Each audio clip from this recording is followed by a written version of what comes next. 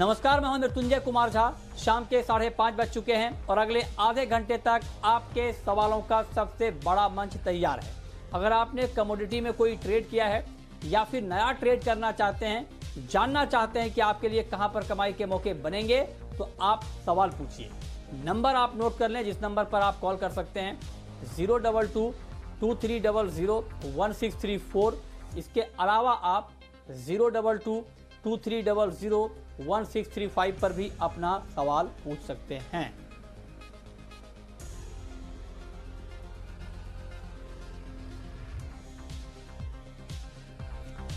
चलिए, तो सवाल जवाब का सिलसिला शुरू करेंगे, लेकिन उससे पहले बात करते हैं एक महत्वपूर्ण खबर की। खबर यह है कि केंद्रीय खाद्य मंत्री रामविलास पासवान ने कहा है कि गन्ना किसानों के बकाये के भुगतान के लिए चीनी मिलों को काफी राहत दी गई है, ताकि गन्ना किसानों का बकाया भुगतान हो पाए।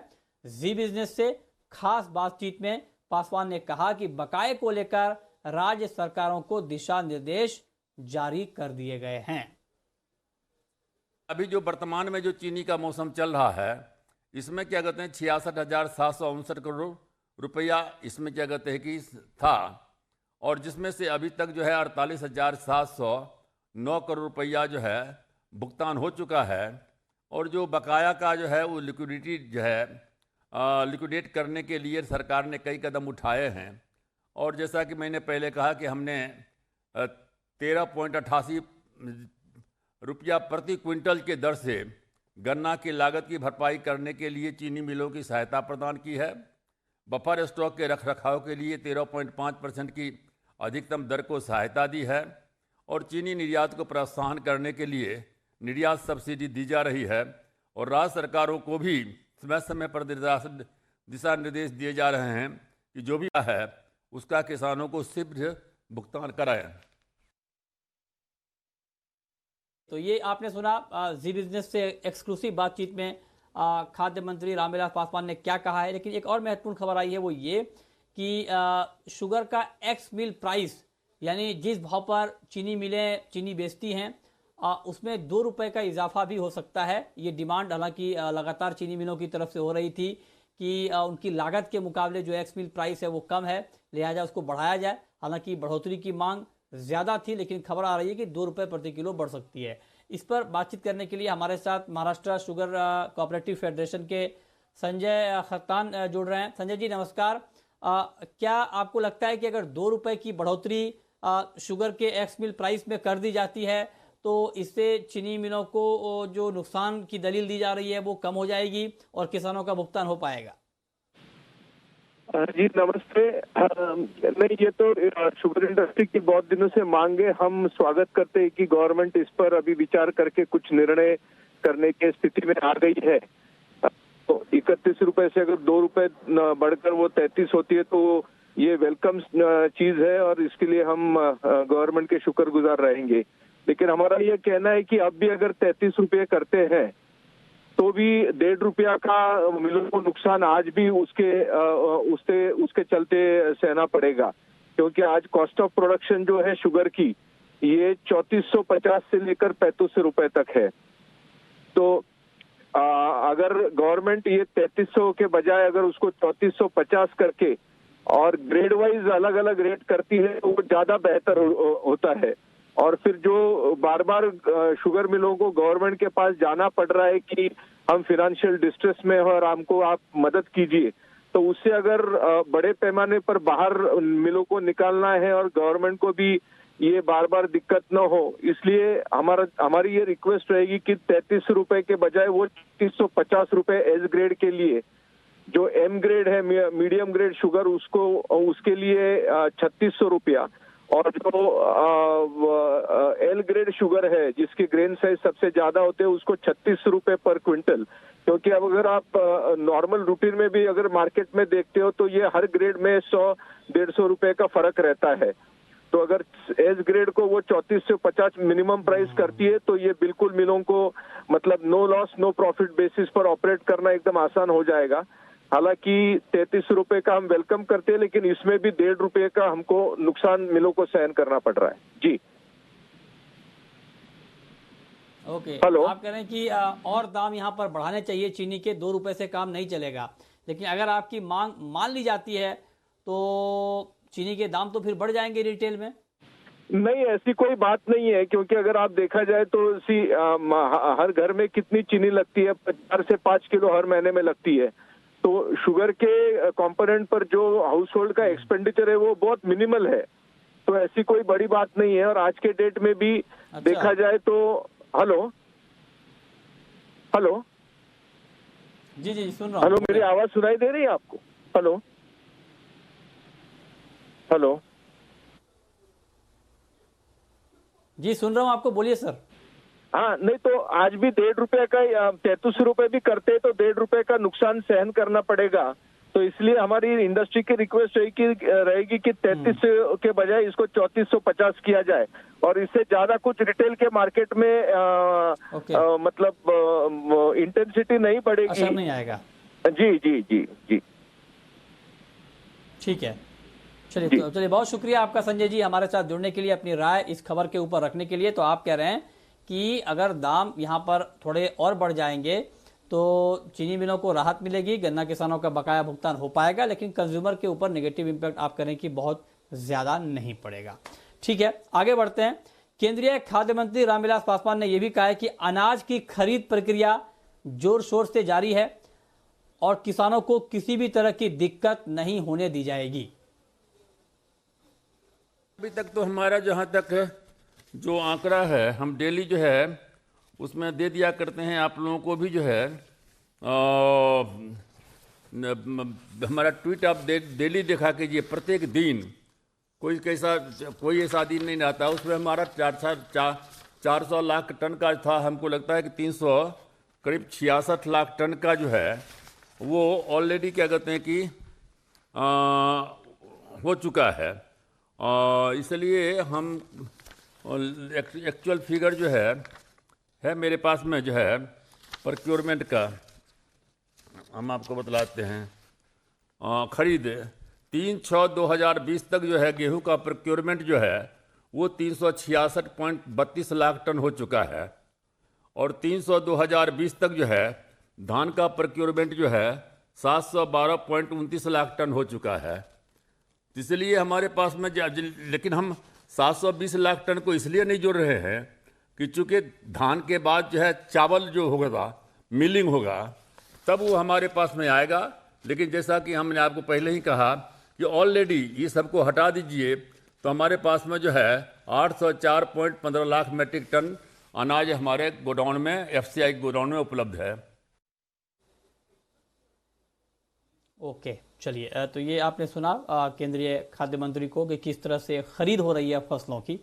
अब आगे बढ़ते हैं, बात करते हैं अब कि आज के मार्केट में आपको करना क्या है, एक्शन क्या है। तो कच्चे तेल में तेजी बढ़ गई है, ब्रेंट क्रूड का भाव $41 के ऊपर चला गया है और एमसीएक्स पर कच्चा तेल 2900 रुपए के ऊपर चला गया है। तो क्या ये तेजी अभी और बढ़ेगी?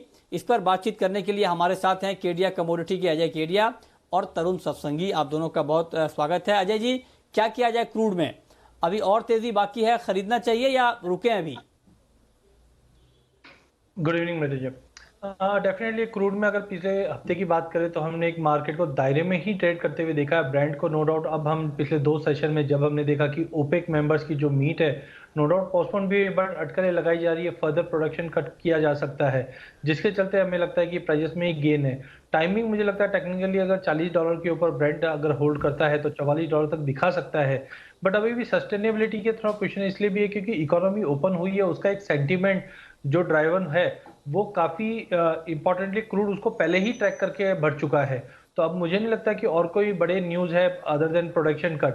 तो टाइमिंग तो मुझे लगता है $40 का लेवल जब तक होल्ड है, ऊपर में $43-44 जो कि डोमेस्टिक मार्केट की अगर बात करें तो हम फिर से 3000-3050 तक का भी लेवल एक बार देखने मिल सकता है, बट थोड़ा कॉशियस रह के रहिए क्योंकि इसमें 2 इंपॉर्टेंट चीजें, एक तो मार्जिन काफी ज्यादा बढ़े हुए हैं अभी भी, और साथ में अगर ओआई ओपन इंटरेस्ट की अगर बात करें तो करंट मंथ ओपन इंटरेस्ट इस वक्त करीबन हार्डली 6300 लॉट का है, जो काफी कंसर्निंग है। जबकि ये नॉर्मल मंथ्स में अगर हम देखें तो करीबन 25000 से 28000 या 30000 के करीब का ओआई होता है। तो ओआई कम होने की वजह से भी डोमेस्टिक मार्केट में थोड़ी सी ट्रेड करने में एक क्लैरिटी नहीं आ पा रही है, तो थोड़ा कॉशियस होकर ट्रेड करना चाहिए। ठीक है, ये राय आपकी क्रूड पर है। आपकी क्या राय है तरुण जी, कच्चे तेल को लेकर क्रूड की इस तेजी को आप किस तरह से देख रहे हैं? गुड इवनिंग मृत्युंजय जी। सर्टेनली हमने देखा है लास्ट 1 मंथ के अंदर काफी अच्छा रिस्की एसेट क्लासेस के अंदर बाइंग आया है। सेम वे हमने देखा है एनर्जी के प्राइसेस भी पॉप अप हुए हैं। यहाँ पर ओपेक का मीटिंग की ड्राइवर रहेगा मार्केट को सपोर्ट करने के लिए। जो उन्होंने आउटपुट कट अनाउंस किए थे रफली 10 मिलियन बैरल अ डे के, अब देखना ये है कि उसका कितना पार्ट ये प्रोलॉन्ग करेंगे। सर्टेनली फर्दर कट तो नहीं होगा, लेकिन अब इसमें से कितना प्रोलॉन्ग करेंगे लंबे समय तक, that will decide the further direction of the oil. But मुझे ऐसा लगता है सेंटीमेंट काफी पॉजिटिव है। रिस्की एसेट क्लासेस गिरने को तैयार नहीं है, चाहे हम शेयर मार्केट की बात करें, चाहे हम बेस मेटल की बात करें। मुझे लगता है कि WTI क्रूड आने वाले सत्रों के अंदर $40 से $45 भी देखने को मिलेगा। ठीक है, तो ये राय आपकी क्रूड के ऊपर है। अब बात करते हैं गोल्ड की।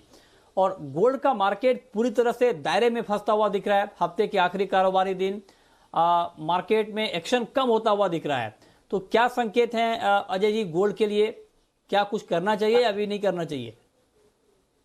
मुझे लगता है कि क्लियर डायरेक्शन तो डाउन साइड का ही दिखा रहा है। नो डाउट एक दायरा है वो काफी बड़ा हो चुका है। हमने देखा है कि प्राइजेस 1700 से लेकर 1720 के एक बड़े दायरे में ट्रेड कर रहा है, बट मुझे नहीं लगता है कोई बड़ा फंडामेंटल है जो गोल्ड को सपोर्ट कर रहा है। बीच में हमने जरूर यूएस और चाइना के बीच में जो तनाव बढ़ा था उसके चलते गोल्ड को सपोर्ट होते हुए देखा था। बट चाहे हम कोविड-19 की बात करें, चाहे स्टिमुलेशन की बात करें, चाहे इंटरेस्ट रेट की बात करें, सब ऑलरेडी मार्केट डिस्काउंट कर चुका है। तो आई थिंक मई महीने में हिस्टोरिकल डेटा भी यही दिखाता है कि सीजनलिटी के हिसाब से हमेशा गोल्ड में गिरावट आती है। तो उसी को देखते हुए हमें लगता है कि गोल्ड 1700 का लेवल जल्द तोड़कर 1680 तो immediate target, but June and तक भी हमें लगता है कि प्राइजेस $1620 तक का भी लेवल दिखा सकता है, जो डोमेस्टिक मार्केट में करीबन 43,500 से 44,000 तक का लेवल होता है। तो टाइमिंग मुझे लगता है गोल्ड में लॉन्ग से बचे। अभी भी लॉन्ग टर्म अभी अच्छा है, बट टाइमिंग मुझे लगता है जून महीना आपके लिए गोल्ड के लिए नेगेटिव रहेगा, तो लेने से बच के चलना चाहिए। ओके, ठीक है, इस पर आप नज़र रखें। चलिए अब शुरू करते हैं सवाल जवाब। पहला सवाल है संदीप का, महेंद्रगढ़ से जुड़ रहे हैं हमारे साथ। पूछिए संदीप जी। सर एक कॉटन लिया हुआ है, सेल किया था इसको 300 पे, तो अब इसको रखना चाहिए 16,300 पे सेल किया। ओके, ठीक है, बताइए अजय जी क्या व्यू है आपका? देखिए कॉटन सीड ऑयल केक की अगर बात करें तो ये सीजन में हमने ऑलरेडी जनवरी 1 में 1500 का भाव आते भी देखा। उसके बाद प्राइजेस में अच्छा गेन आता हुआ दिखाई दे रहा है। पिछले एक हफ्ते की बात करें तो अच्छा खासा मूव आया। सबसे पहले हमने कॉटन के जो अभी लेटेस्ट रिवाइज जो प्रोडक्शन के नंबर्स देखे हैं वो 356 से घटकर 330 का रखा गया। उसके बाद कॉटन के प्राइजेस में भी हमने तेजी आती हुई देखी है।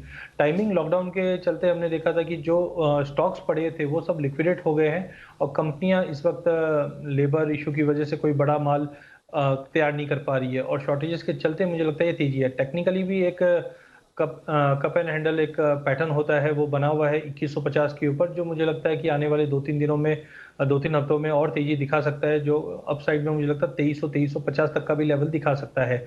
तो ओवरऑल कॉटन कॉम्प्लेक्स में कॉटन और कॉटन सीड ऑयल के दोनों में ही मुझे लगता है तेजी का रुख कायम रहेगा। शॉर्ट है तो इनको बेटर निकल जाना चाहिए। ठीक है, राजीव हैं आप हमारे साथ जुड़ रहे हैं। पूछिए राजीव जी। हेलो, मेरे पास कपास खली पड़ा हुआ है वेयर हाउस में। जी पूछें। अगस्त सितंबर तक कपास खली में मैक्सिमम अपसाइड क्या देखते हैं? मुझे अजय केडिया जी से सवाल है। चलिए, अभी कपास खली के ऊपर ही हम बात कर रहे थे। अजय जी, अगस्त सितंबर तक आप अपसाइड में क्या प्राइस देख रहे हैं, ऊपर में क्या प्राइस देख रहे हैं? देखिए अभी भी मार्केट में आशा तो यही लगी है। पिछले साल हमने जो भाव देखे थे वो भाव फिर से देख पाएंगे क्या 3200-3500, बट वैसा कुछ दिखाई नहीं दे रहा है क्योंकि क्रॉप साइज इस बार काफी अच्छी है। नॉर्थ में भी इस बार सोइंग अच्छी हुई है, साउथ में थोड़े से कंसर्न जरूर थे, बट ओवरऑल अभी जुलाई एंड तक जो सोइंग होती है तो क्लैरिटी बैठेगी। अभी टाइमिंग मुझे लगता है कि मार्केट दो व्यू में चलेंगे। सबसे पहले तो टाइमिंग अगर जून एंड तक की बात करें या जुलाई फर्स्ट वीक तक की बात करें तो मुझे लगता है कि 2300-2350 इमीडिएट या हो सकता है थोड़ा और मार्केट सेंटीमेंट इंप्रूव होता है तो 2500 तक का लेवल दिखा सकता है। बट उसके बाद मुझे लगता है एक भारी गिरावट आनी चाहिए, जो फिर से 1900 से 2000 का लेवल मिलेगा, वो एक अच्छा मौका रहेगा लेने के लिए। अगर सितंबर तक की बात करें तो मुझे लगता है 2800 से 2900 का जो रेंज है मैक्सिमम टाइमिंग, मुझे लगता है वहां तक देखने मिल जाएगा। ओके, अगला सवाल है गोपाल का, चुरू से हैं हमारे साथ। पूछिए गोपाल। जी सर नमस्कार।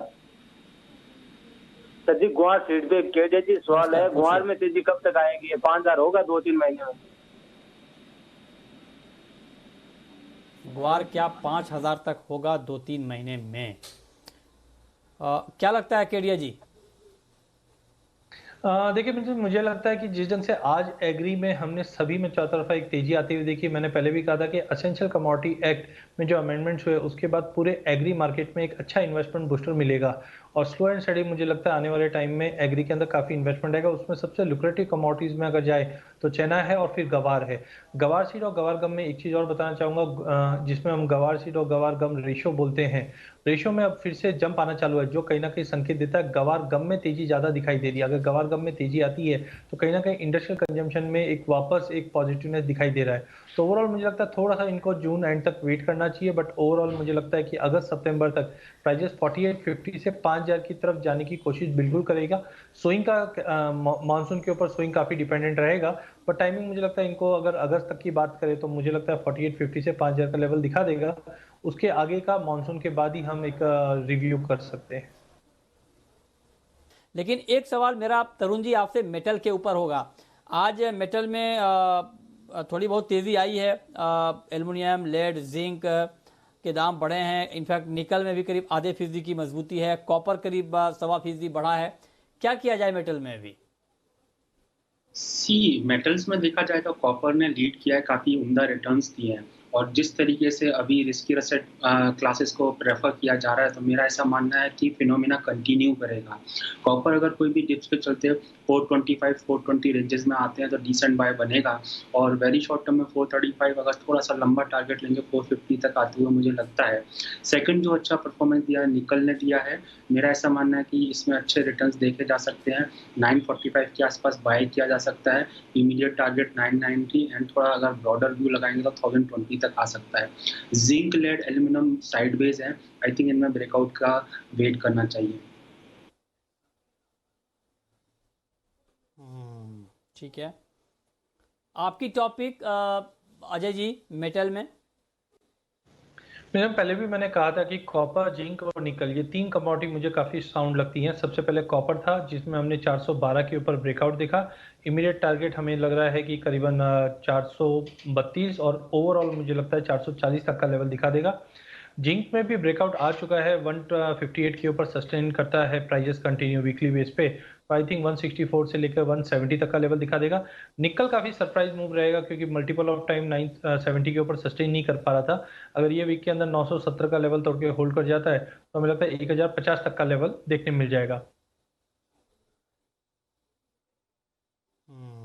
ठीक है, सिल्वर में तरुण जी आज के लिए कोई ट्रेड बन रहा है क्या?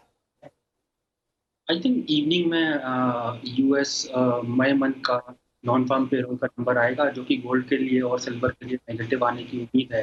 अगर कोई भी स्पाइक मिलता है 49,000 के ऊपर तो शॉर्ट किया जा सकता है। अगर स्टॉप ऑफ 50,100, मुझे लगता है कि 1 या 2 दिन 47,000 से ऊपर आनी चाहिए।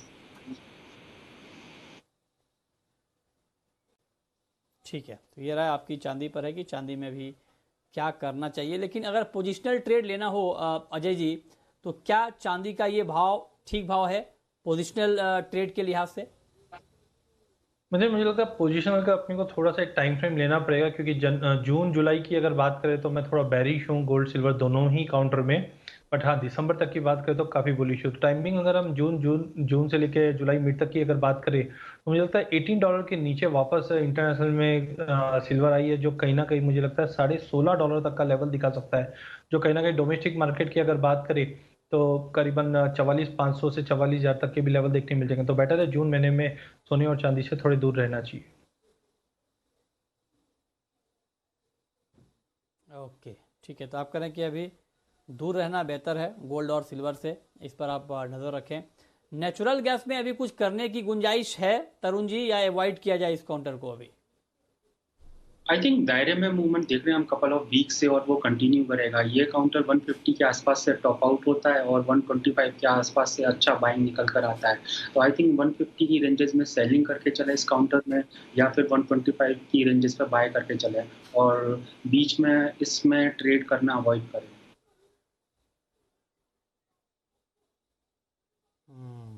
ठीक है, तो इस पर आप नज़र रखिए कि नेचुरल गैस में अभी आपको करना क्या है। आगे बढ़ते हैं, कुछ और कमोडिटी की बात करते हैं, एग्री मार्केट की। इनफैक्ट अभी हम कुछ देर पहले बात कर रहे थे। अजय जी, मंडे के लिए चने का मार्केट आपको कैसा लग रहा है? देखिए, चने में मुझे लगता है ईसीए का जो इम्पैक्ट है वो अभी आना बाकी है, और जिस ढंग से हमने देखा है कि जो इंपोर्ट ड्यूटी में रिडक्शन हुआ है वो कहीं ना कहीं संकेत देता है कि मार्केट में शॉर्टेजेस आने वाले टाइम में हो सकता है। तो ओवरऑल मुझे लगता है चना 42 के ऊपर जुलाई वाइज अगर कंटिन्यू होल्ड करता है, मैं काफ़ी बुलिश हूँ। अगर जून मिड या जून एंड तक की बात करें तो 4450 से 4500 का भी लेवल दिखा देगा। मंडे तक की बात करें तो मुझे लगता है 4240 4250 तक के लेवल हम चने में देख पाएंगे। ठीक है, ओके। अब वक्त है रैपिड फायर राउंड का।